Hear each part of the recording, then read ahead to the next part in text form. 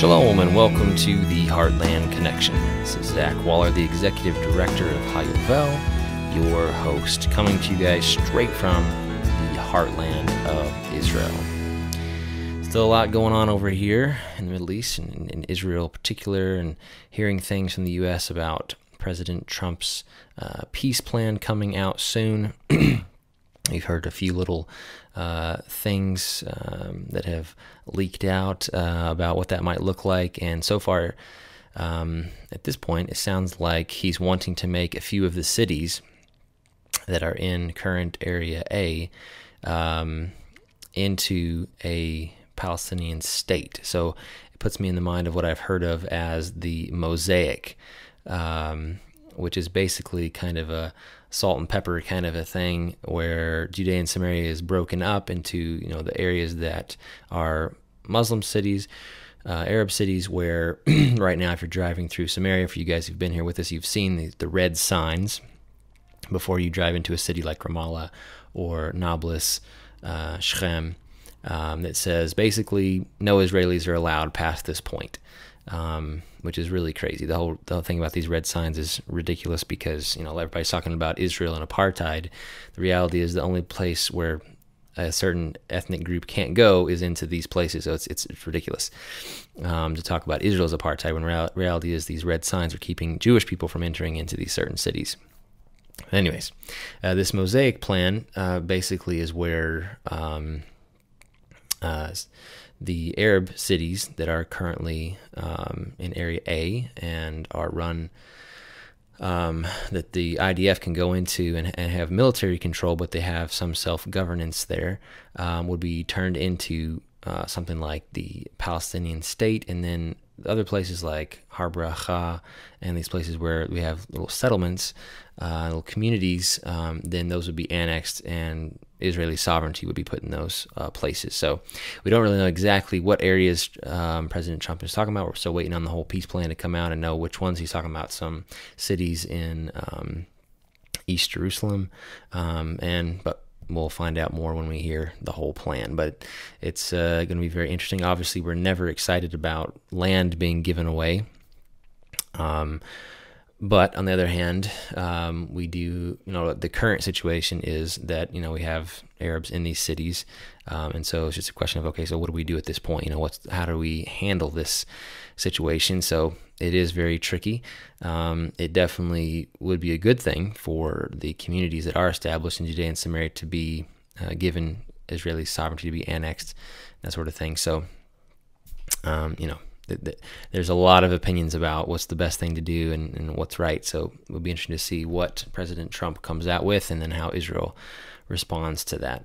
But the main thing is us as believers in God and the Bible, and especially for us Christians from the nations outside of Israel, we need to pray for the peace of Jerusalem. We need to really engage in prayer that no bad decision, no bad plan that won't work, that would not bring peace, would be given, but that a plan for peace, true peace, not a fake peace, that would actually bring about less bloodshed and more, godliness into Israel would be put into place. So kick up your prayers. A lot of things are going on in the land of Israel right now that really, really needs your prayers.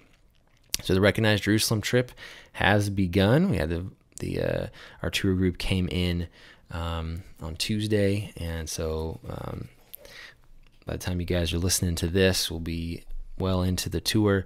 We're really excited about this year's Recognized Jerusalem trip. It's going to be amazing thing. These people to celebrate Jerusalem Day and Shavuot and just a full 2-week tour experiencing Judea and Samaria. It's an awesome thing. So appreciate your prayers as we're connecting these folks to the land here in Judea and Samaria in the heartland of Israel. In this week's tour portion, we actually get back on the same page with the Israel schedule and the U.S. schedule. So outside of Israel, we have a double portion, Behar and Bechukotai. And in Israel, we're just in Bechukotai, which Behar means on the mountain, and Bechukotai means in my precepts. So we're in Leviticus chapter 25. Through chapter 27, verse 34, which we wrap up the book of Leviticus. So this week's Torah portion is the HaYovel chapter. It talks about the Yovel, the Jubilee. So it's a very exciting Torah portion for me, obviously. It's our organization name, HaYovel. The Jubilee, it's a very exciting thing. And it's a very, very, very interesting subject. Just the Shemitah, the Yovel. It's such an intricate and such a weighty thing, such a big deal. Like, just how this whole economic system and like this whole national deal of celebrating this time is really a big deal. And I think that's what really struck me the most reading through it, studying through it this time, was just how this would affect your everyday life. Just, knowing that the Yovel's coming up, knowing that the Shemitah year is coming up or is here. And we know from chapter 26 in Leviticus in this week's portion, in verse 35, it talks about, in this description of this punishment that would come upon Israel if they did not follow God's ways. It says, that all the years that it didn't rest according to the Shemitah and Yovels, it will take that time to rest while the children of Israel put out into the galut, into the diaspora, into exile. And so this is a serious deal, like, because the land didn't rest. It's what it sounds like, because the land didn't rest while you were here, because you didn't follow God's ways. Now you're going to be kicked out so that the land can rest. So there's something really big going on here. And I think for me, as I was trying to think through it and process, okay, what is this all about? What's the purpose behind this thing? I was thinking, what is the purpose for Shabbat, right? Because that's basically what this is. It's, we have a weekly Shabbat, and then we have this Shemitah, which occurs every 7 years, and then the Yovel every 50 years. So what is the purpose of the weekly Shabbat? I've done a lot of study about that. I've done several podcasts about it. And basically, it seems like the basic fundamental purpose of Shabbat is to take one day a week to just reset, right? It's like, individually we're pursuing, fixing the world, where all of our creation that we're doing, the 6 days of labor. And then on Shabbat, we just take a break. We lay it all down and we reset, right? We remember, we reflect upon why we're here and who we're serving, right? That God is the creator of the universe, and that we are his servants. And it's really a day to get our priorities realigned. It's like, okay, wait a second. After God created the world in 6 days, he said it is good, right? It's very good. Each day, he's creating, it's very good, very good. And then he ceased from creating on the seventh day. And so for us on Shabbat, we take one day and we remember the Garden of Eden, basically, right, where everything was perfect. Everything was there was no fixing needed.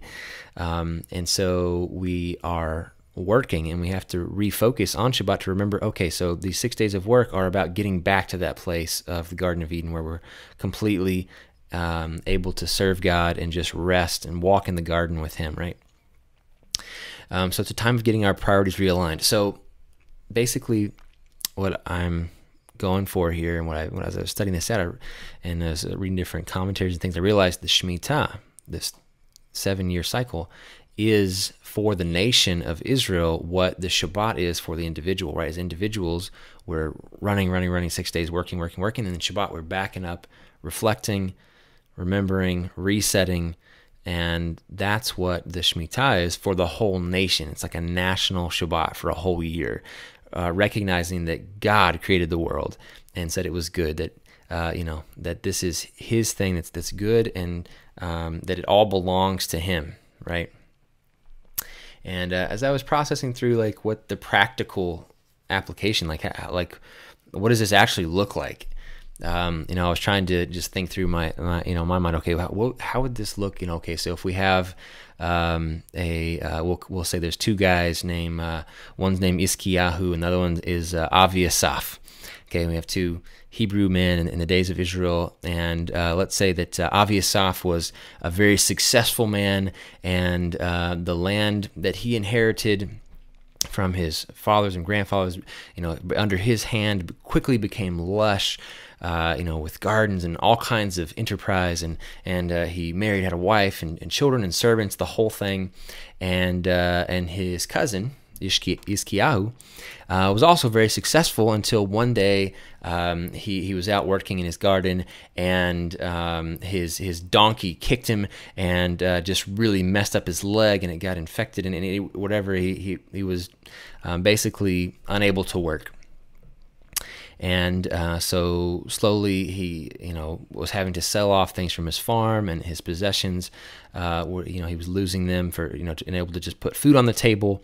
And, finally the time came when he just couldn't take care of his whole plot of ground. So he sold half of it to, of course, his cousin, Aviasaph, right? Because he was doing well and had, was more than able to take care of his little plot of land, so he bought his cousin Yizkiyahu's land.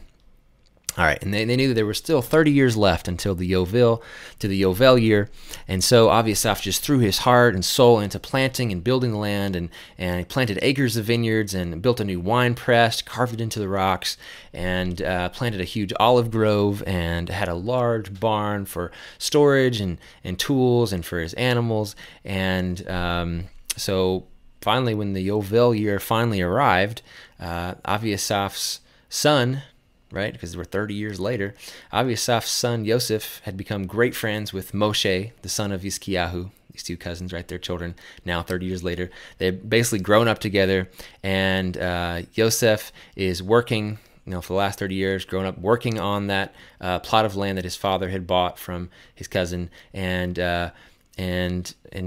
Moshe is helping his father with his smaller plot of land and gleaning the plot from his uncle, the plot that his uncle had brought from his father, because we're supposed to leave the corners of the field for the poor people. And then the Yovel year finally shows up, right? And so here in this story, all of a sudden the vineyards and the olive groves that were now fully developed and at top production, and the barn and the large wine press were all given to, right? Because they're on this land, to Yizkiyahu, right, and his family, this family that was poor.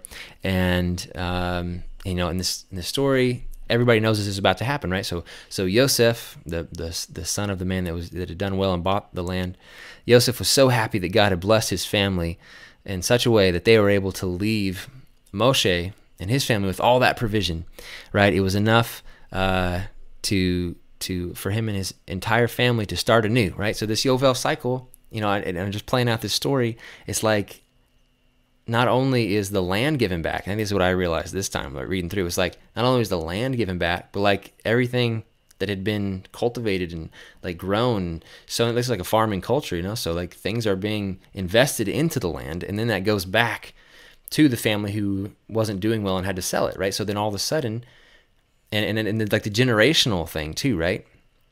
Because Yizkiyahu had a son, Moshe, who, 30 years later, all of a sudden he's a man. And now, because he didn't get a very good start because his father had gotten injured, now he has this land back from his cousins, and he's able to get a good start because he's already got the vineyard, he's already got the olive grove. So like this whole thing is such a unique, it's such an amazing way of taking care of the whole community, of the whole people of Israel, basically sharing the load and caring for each other. And like it really spoke to me, like this generational thing of being able to take care of each other, and like what this practically might look like. So as I was just processing through this story in my mind, I was like, wow, this is really, really interesting, and just seeing how things might go, how things might turn out, right?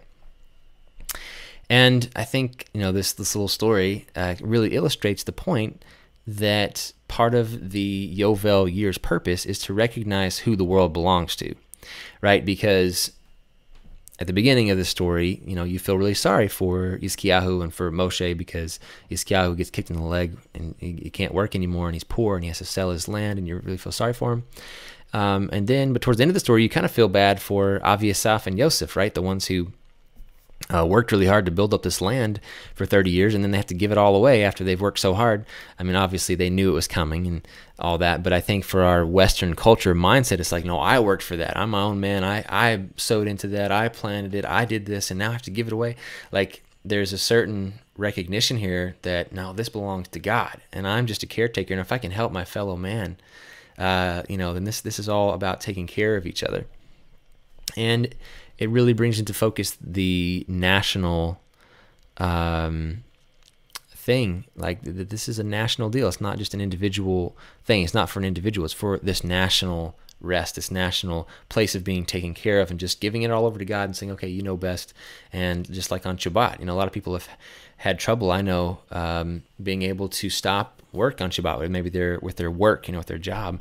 It's very difficult in the U.S. in some areas, in some workplaces, to get off on Saturdays, on Shabbat. But then finally, after working, you're finally able to, make that leap of faith to either quit the job and find another job, or work things out at your current place to be able to get off on Shabbat. So it's like this on a huge, much bigger level. The Shemitah is kind of the same thing, because in the Yovel, because it's like a full year, right? We've had a lot of people talk to us because we're involved in agriculture so much here. They've told us, hey, this is the way it should be done.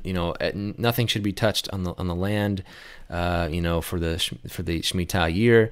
And we're like, okay, so, the scripture says that you're not supposed to sow and prune, but then it says you're supposed to eat the produce. So there's some sort of harvest going on here. So there's some questions about exactly how this is supposed to work. And, to just drop everything and not plant based to the farmer, that's like saying, hey, just quit your job for a year. And so, for anybody of us in America, if you just say, hey, just quit your job for a year, don't do any work for a year, that's a pretty big deal, right? That's not just, hey, do this. So it takes a whole country of people in order to make this work. It can't be just an individual thing. The whole country has to come together in order to make this thing work. And that's kind of the other thing I want to point out too, is this national deal is specific to Israel. I know there's been books written about, comparing the Shemitah to different countries of the world, I think specifically the U.S., but it's very specific right here as we start off the portion in Leviticus chapter 25, verse 2. It says, speak to the children of Israel and say to them, when you come into the land that I give you, the land shall observe a Shabbat rest. So it's very specific about the location that this is supposed to take place, that this is supposed to happen in. It didn't say right now as you're making your way there, it says when you come into the land. So that there's a national thing, and specifically talking about the land of Israel and what's supposed to happen in this land. I think it's great to practice, to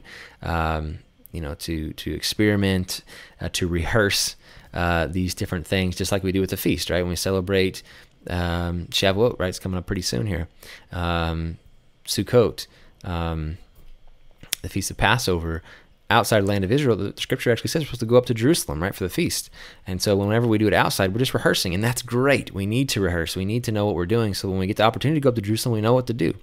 And the same thing with the Shemitah. I don't think it's bad to have some sort of, follow these biblical precepts, and I think there's blessing in that. But we also can't ignore that it specifically says when you come into the land, talking about Israel. So if we go back for a second and look at that scripture about how when the children of Israel didn't keep the Shemitah, that was part of the reason why they had to go into exile, because the land needed its rest. I think a lot of people see the state of Israel being born, this miraculous renewal, this restoration that's happened, but they don't necessarily see the miracle in it, and they look at it. And I've actually heard, people who call themselves Christian or, believers in God, believers in the Bible, they'll say, oh, that's just a secular state. This can't be the real thing. This can't be the biblical thing that God would do one day in the future. It doesn't match up with my timeline of how prophecy is going to take place. They'll say different things like this. I was just reading a book called With Might and Strength. It's an autobiography on Rabbi Shlomo Goren, and it really made me realize that we need to look at this history a little bit closer. Like, the events that took place over the last 70 or 80 years in Israel by the Jewish people were like majorly done out of love and devotion for God. Like, it wasn't just the Jewish people saying, hey, we want a land for ourselves. They've been praying for this, right? Praying to God, the God of Abraham, Isaac, and Jacob, for the last 2,000 years, that they would be returned to the land. And finally, so this thing is not just a secular thing, is what I'm trying to say. In this book, Rabbi Shlomo Goren, who's the former chief rabbi of the IDF, and he's famously known for he was the one who went in with the troops in 1967 and regained the old city of Jerusalem, the Temple Mount, and the Western Wall. But he has these incredible stories. I think a lot of times the reason why we don't connect with these, biblical things that happen is because we're reading secular books, right, about the what happened in Jerusalem or whatever. But this guy's the chief rabbi. Obviously, he's very into the scriptures, and he was telling stories about how he would take his shift on guard duty through the night, and all kinds of crazy things would happen, and then he would get up the next morning and study Torah all day, and that was how dedicated he was to fighting for the freedom of Jerusalem and studying the Bible, the scriptures, and he was doing it out of a biblical reason, out of a biblical motivation.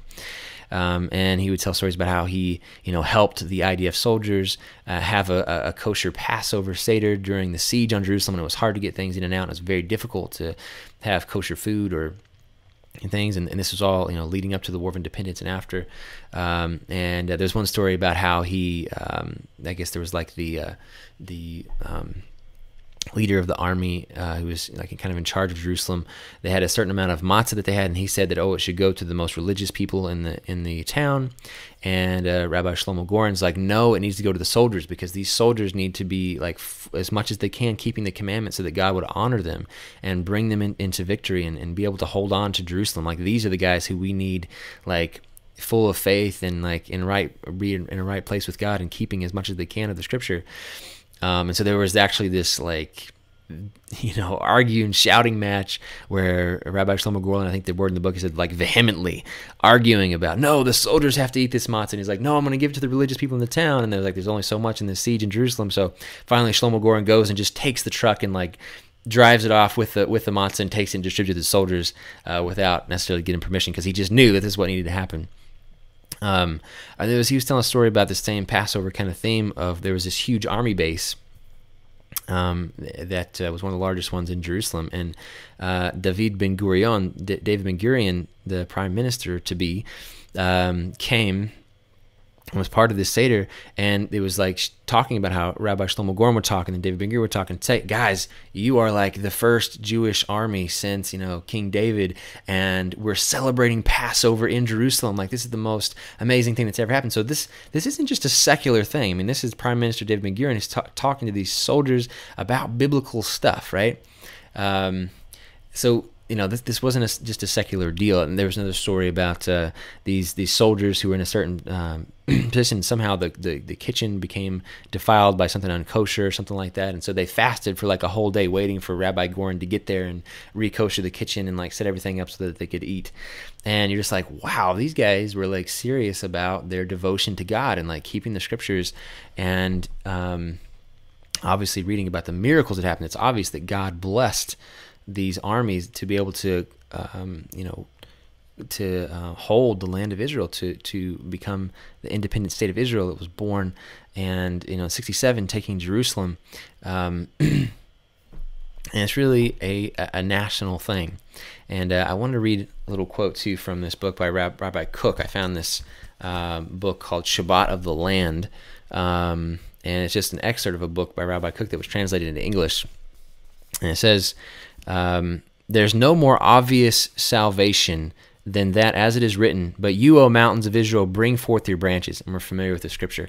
It's saying that when this happens, when the Jewish people are returned to the land, there's something going on, because, right, the Shemitah, during the Shemitah years that weren't kept, they got put out. So when they come back, something's changing, right? And so when the mountains shoot forth branches and the children come home, something major is shifting. Just skipping through here, it says, but when the measure of God's anger and punishment was fulfilled, right, this time of punishment of exile was over, it was fulfilled, that healed not only the individuals who in general repented in the beginning of the exile, but rather the general spirit of the nation. He has some really amazing things to say about the children of Israel coming back and how we need to recognize this is happening right now in our time. It's an amazing thing. So that's it for this week. Thanks so much for listening. Shabbat Shalom from the beautiful, exceedingly good land of Israel. Restoration.